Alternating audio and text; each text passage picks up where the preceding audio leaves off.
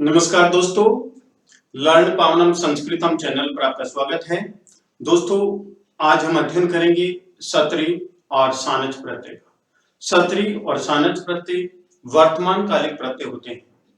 सत्री और सानच प्रत्यय का प्रयोग हम वर्तमान काल की कोई भी क्रिया को अभिव्यक्त करने के लिए करते हैं।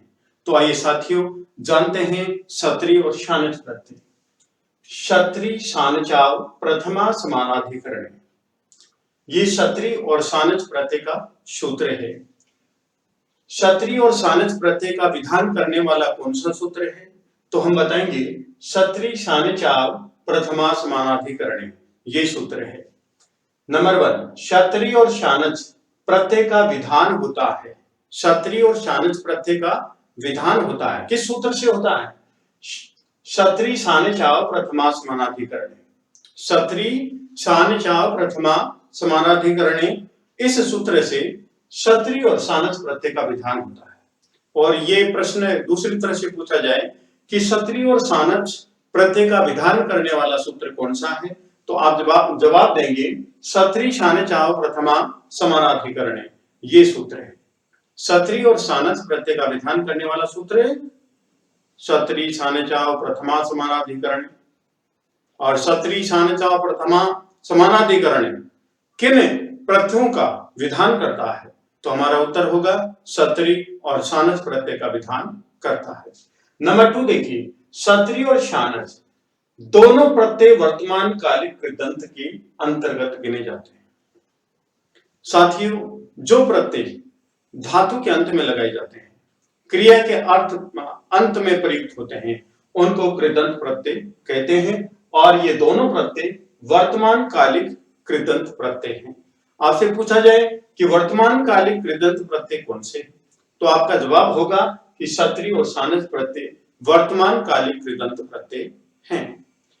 नंबर 3, तौ सत सूत्र से सत्री और सानच दोनों प्रत्ययों की सत संज्ञा होती है।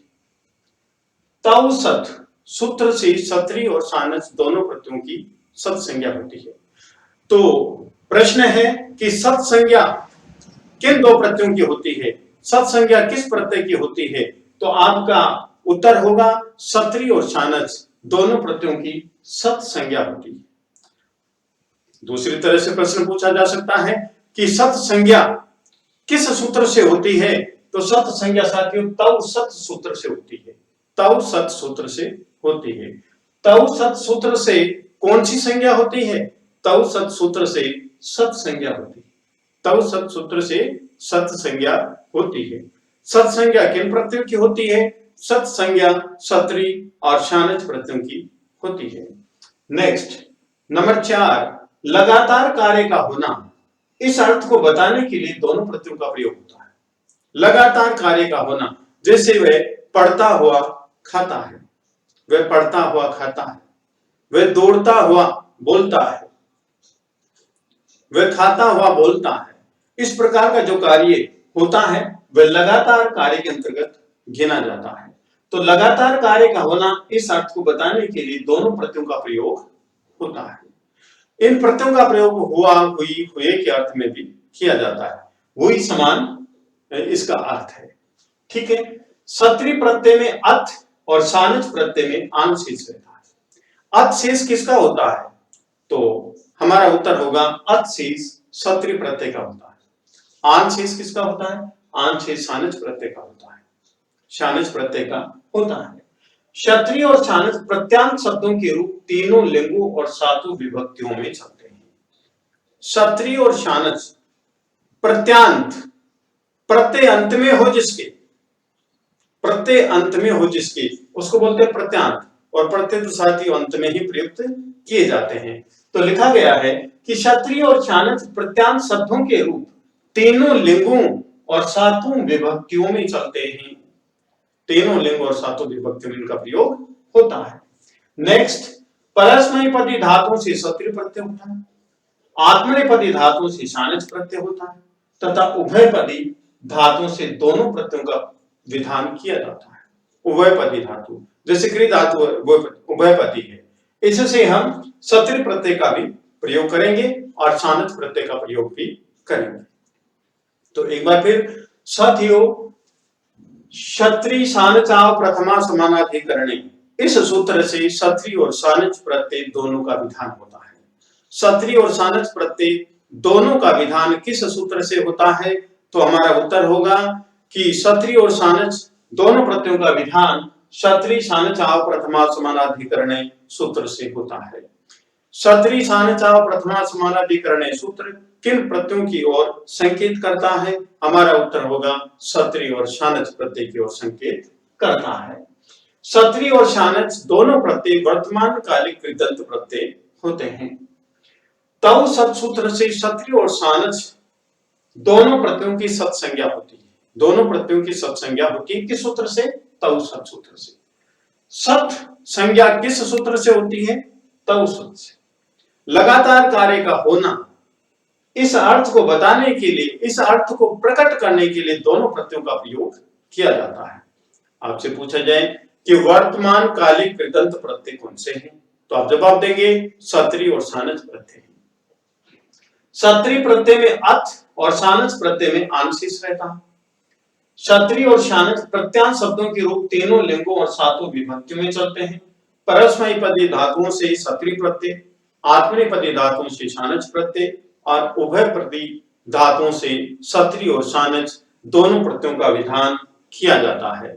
अब साथियों हम जानते हैं आगे कि क्षत्रि और सानच प्रत्यय, क्षत्रि और सानच प्रत्यय का जो शेष होता है वो कैसे होता है, किन सूत्रों से इनका क्षत्रि का अवशेष बचा और किस सूत्र से सानच का आंशेष बचा। तो ये आपको ध्यान रखना है। सबसे महत्वपूर्ण बात यह है कि क्षत्रि और सानच प्रत्यय की क्या संज्ञा होती है? क्षत्रि और सानच प्रत्यय की सत संज्ञा होती है। क्षत्रि और सानच प्रत्यय की सत संज्ञा किस सूत्र से होती है? तो साथियों क्षत्रि और सानच प्रत्यय की संज्ञा तव सत सूत्र से होती है। तव सत सूत्र से होती है। और एक इंपॉर्टेंट यह है कि क्षत्रि और सानच प्रत्यय का विधान किस सूत्र से होता है? तो क्षत्रि और सानच प्रत्यय का विधान क्षत्रि सानचाव प्रथमा समानाधिकरणे सूत्र से होती है। क्षत्रि सानचाव प्रथमा समानाधिकरणे सूत्र से किन प्रत्ययों का विधान किया जाता है? तो क्षत्रि सानचाव प्रथमा समानाधिकरणे सूत्र से क्षत्रि और सानच प्रत्यय का विधान किया जाता है। इन दोनों प्रत्ययों का विधान किया जाता है। अब देखते हैं साथियों आगे।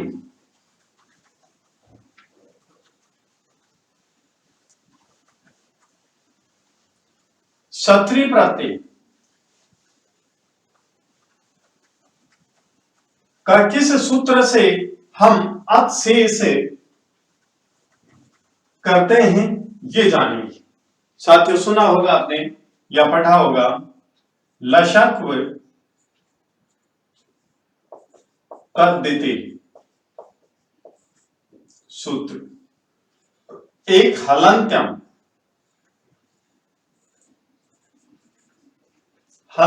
सूत्र, संज्ञा सूत्र है। संज्ञा प्रकरण के अंतर्गत हम हलंत्यम पढ़ते हैं। तो देखिए ल, श और कु मीन्स केवल। अब हमारा क्या है? क्षत्रि प्रत्यय। क्षत्रि प्रत्यय जिस प्रत्यय का शुरू का अक्षर श होता है, श, उसकी लसक तद्धिति सूत्र से इत संज्ञा हो जाती है। यहां पर स की इत संज्ञा हो गई। इत संज्ञा का मतलब स यहां से हट गया। श कौन सा? स्वर रहित से। तो यहां पर इस से में क्या मिला हुआ है? ए। तो देखिए साथियों सबसे पहले क्षत्रि प्रत्यय का वर्ण विन्यास करते हैं तो इससे हम बहुत ही आसानी से समझ लेंगे। ये क्या है? क्षत्रि प्रत्यय का क्या है? वर्ण विन्यास। अब देखिए लसक व तद्धितीय सूत्र से, लसक व तद्धितीय सूत्र से से की संज्ञा हो गई, से को हटा दिया गया तो हमारे पास में क्या शेष बचा? अत्रि।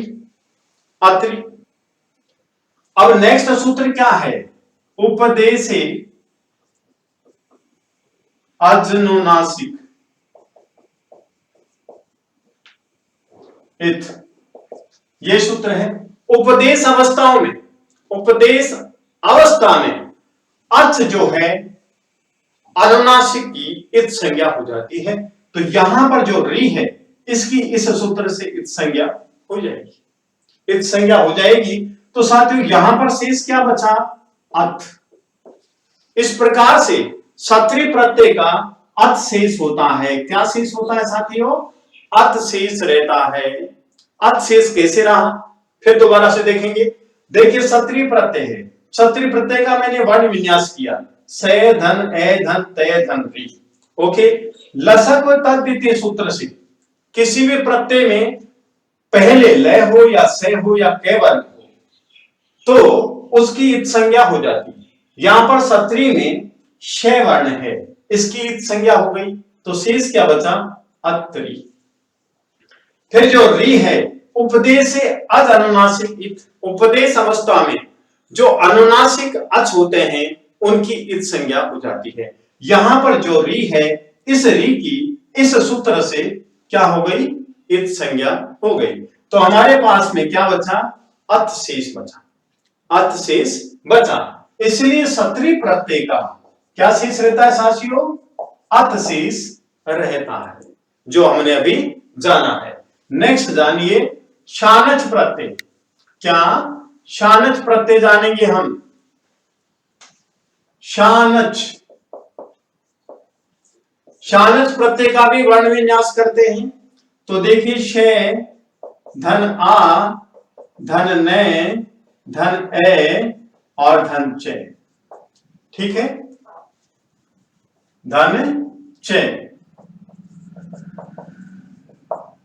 तो देखिए शे प्रारंभ में है, लसक व तद्वितीय सूत्र से जो शय है प्रारंभ में इसकी इत संज्ञा हो गई। इत संज्ञा का मतलब इसको हटा दिया गया, यहां से रिमूव कर दिया गया। नेक्स्ट हमारे पास में क्या बचा? आ ने ए और चे, ये शेष बचा हमारे पास में।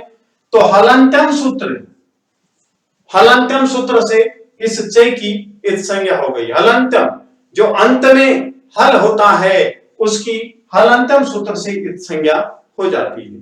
तो देखिए साथियों अब क्या बचा हमारे पास में? देखिए आ न स्वर रहित है, आगे ए है, तो ये बच गया हमारा आन। तो सानच प्रत्यय का शेष क्या रहा? आन। तो इन सूत्रों के माध्यम से हमें पता चला कि सत्री प्रत्यय का क्या शेष रहता है? अथ शेष रहता है। सानच प्रत्यय का क्या शेष रहता है? आन शेष रहता है। सत्री तथा सानच प्रत्यय की संज्ञा क्या होती है? सत संज्ञा होती है। सत्री तथा सानच प्रत्यय की सत संज्ञा किस सूत्र से होती है? तव सत सूत्र से सत्री तथा सानच प्रत्यय की संज्ञा होती है। इतनी बातों का हमें ध्यान रहना चाहिए, किसी भी प्रकार से हमें प्रश्न पूछा जा सकता है।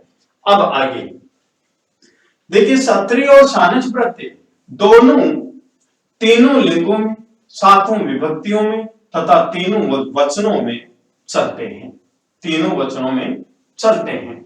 इनके रूप किसकी तरह चलते हैं ये जानेंगे हम, और तीनों वचनों में किस प्रकार से इनका प्रयोग होता है ये भी जानते हैं। तो देखिए सबसे पहले हम जानते हैं कि जैसे पठ धातु है, पठ धातु, और सत्री प्रत्यय के विषय में जान रहे हैं। किस प्रत्यय के विषय में? सत्री प्रत्यय के विषय में जान रहे हैं। यहां मैं लिख रहा हूं पुल्लिंग, ठीक है, और यहां लिख रहा हूं स्त्रीलिंग और यहां नपुंसक, ठीक है। पुल्लिंग के रूप सत्री प्रत्यय में गच्छत की तरह चलेंगे, स्त्रीलिंग के रूप नदी की तरह चलेंगे और नपुंसकलिंग के रूप जगत की तरह चलेंगे, ठीक है। अब देखिए पठ धन सत्री प्रत्यय पुल्लिंग में एक वचन की बात कर रहे हैं तो पठन बन जाएगा, पठन, पठन मीन्स पढ़ता हुआ। नेक्स्ट द्विवचन की बात करते हैं तो हो जाएगा पठनतौ, पढ़ते हुए, पढ़ते हुए। सत्री प्रत्यय एक वचन पुल्लिंग पठन, सत्री प्रत्यय द्विवचन पुल्लिंग पठनतौ, और सत्री प्रत्यय बहुवचन पुल्लिंग होता है पठनतः, पठनतः, ठीक है। नेक्स्ट है स्त्रीलिंग, सत्री प्रत्यय एक वचन स्त्रीलिंग पठन्ति, पठन्ति, और सत्री प्रत्यय द्विवचन स्त्रीलिंग पठन्त्यौ, सत्री प्रत्यय बहुवचन स्त्रीलिंग पठन्ते, पठन्ते। पहले हम इन्हीं के बारे में जानते हैं, नपुंसकलिंग बाद में देखते हैं। तो देखिए गच्छत की तरह चलेंगे। जैसे गच्छत शब्द रूप होता है गच्छन, गच्छन्तौ, गच्छन्ता है, पठन, पठन्तौ, पठन्ता है। इसी के नदी, नद्यौ, नद्ये, पठन्ति, पठन्त्यौ, पठन्ते, इस प्रकार से रूप चलते हैं। तो पठ धातु सत्री प्रत्यय स्त्रीलिंग एक वचन है पठन्ति, पठ धातु द्विवचन सत्री प्रत्यय स्त्रीलिंग पठन्त्यौ। जैसे हम वाक्य बनाते हैं कि राम पढ़ता हुआ विद्यालय जाता है, विद्यालय जाता है। साथियों राम पढ़ता हुआ, उसकी पढ़ाई समाप्त नहीं हुई, परीक्षा के दिनों में छात्र पढ़ता हुआ जाता है विद्यालय। ऐसा लगता है जैसे पूरा कोर्स आज ही समाप्त कर लेगा, लेकिन ऐसा नहीं होता है, ऐसा नहीं होता है। क्योंकि विद्यार्थी सभी का यह स्वभाव होता है कि परीक्षा जब होती है तब पढ़ते हुए विद्यालय गमन करते हैं। तो राम पढ़ता हुआ विद्यालय जाता है, तो यहां पर राम है, पढ़ता हुआ पठन, विद्यालयम, विद्यालयम गच्छति, ये हमारा वाक्य बने, ये हमारा वाक्य बने। हमसे एग्जाम में पूछा जाता है कि यहां पर कौन सा प्रत्यय है और किस लिंग में है, तो हम बताएंगे कि ये सत्री प्रत्यय है और पुल्लिंग में है, एक वचन है। सत्री प्रत्यय का शेष क्या होता है? अत शेष रहता है, अत शेष रहता है। इसकी संज्ञा क्या होती है? सत संज्ञा होती है। किस सूत्र से होती है? तौ सत सूत्र से इसकी संज्ञा होती है। ठीक है, नेक्स्ट देखिए, हम यहां पर दूसरा सेंटेंस लेते हैं।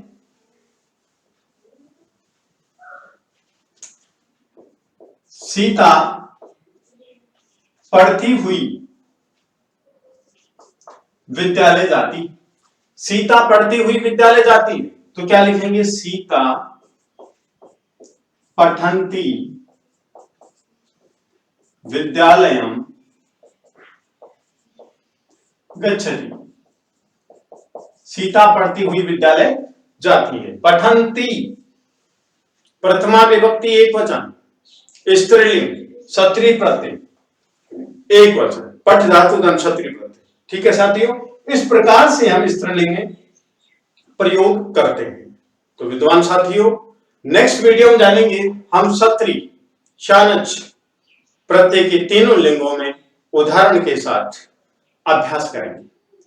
तो विद्वान साथियों, यदि आपको ये वीडियो पसंद आया तो आप लाइक कीजिए, शेयर कीजिए, कमेंट कीजिए, सब्सक्राइब कीजिए। धन्यवाद।